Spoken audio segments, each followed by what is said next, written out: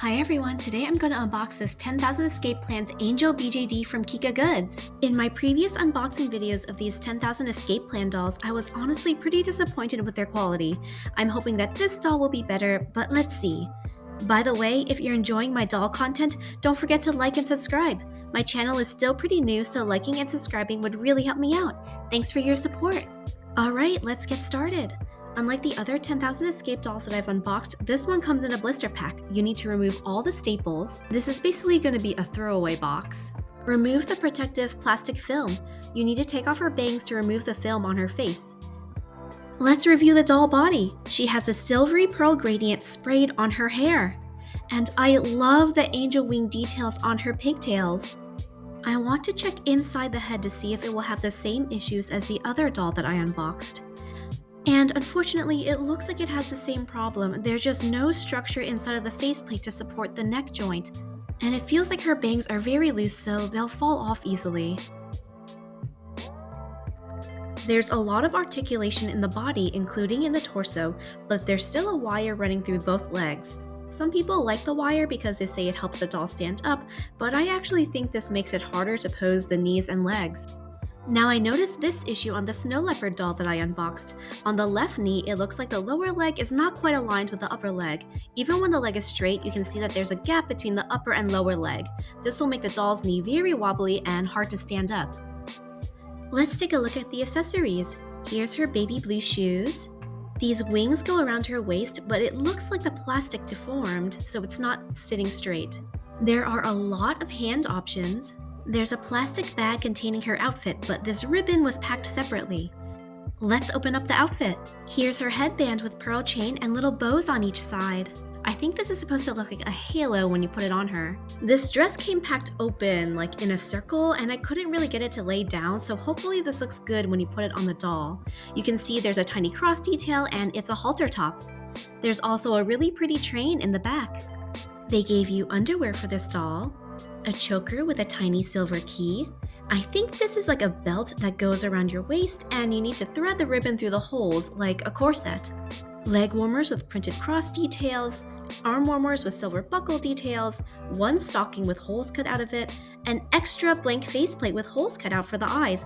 I'm going to use this for a makeover tutorial later. If you haven't seen my latest BJD makeover tutorial, it's linked in the description below. I'm planning to do another BJD redesign with this angel doll, so stay tuned for that tutorial video. Here are my notes on dressing the doll. You need to take off the whole head in order to put on the necklace, and leave the head off so you can put on the halter top. It was really hard to thread the ribbon through her corset, but somehow I did it. It was impossible to put her arm warmers on without removing her hands. I had to take off the hands, attach the S-hook to a paper clip, and then thread the paper clip through the arm warmers, and finally reattach the hands at the very end. The pearl chain of the headband needs to dangle and face down so it's touching the head. The sock, leg warmers, and shoes are easy to put on, but there's a problem that I also noticed on the other dolls that I unboxed. The shoes leave really bad paint transfers on her feet. These can be wiped off, but it'll just get dirty again unless you use socks on both feet. Another thing that I want to mention is I really don't like the putty that comes with these dolls. I have a way better reusable putty in my BJD supplies list linked in the description below. It stretches and sticks well without leaving behind any residue. I use it to attach BJD eyes, accessories, and it helps hold my doll in certain poses. I'm going to use both types of putty on these BJD doll eyes that I made to show you the difference. On the right is the Sticky Tack putty that came with the doll, and on the left is my favorite brand.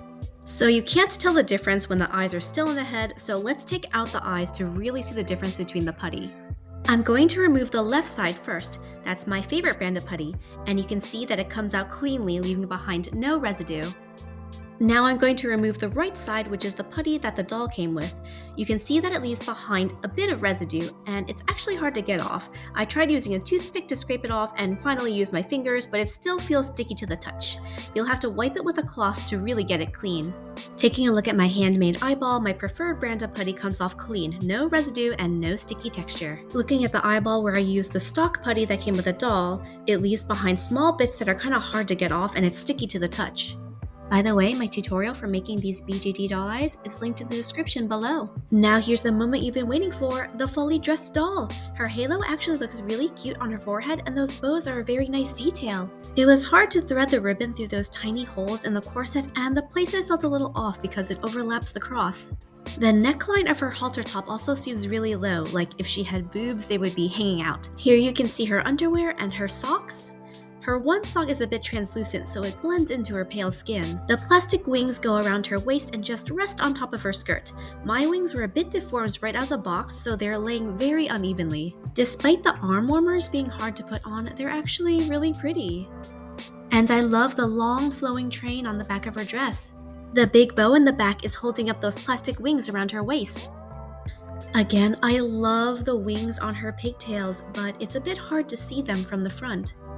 Overall, her final look is pretty cute. I didn't like the wires in her legs, so I decided to take them out and test her standing ability. You can see how loose her faceplate is because it fell off when I was trying to take out the wire.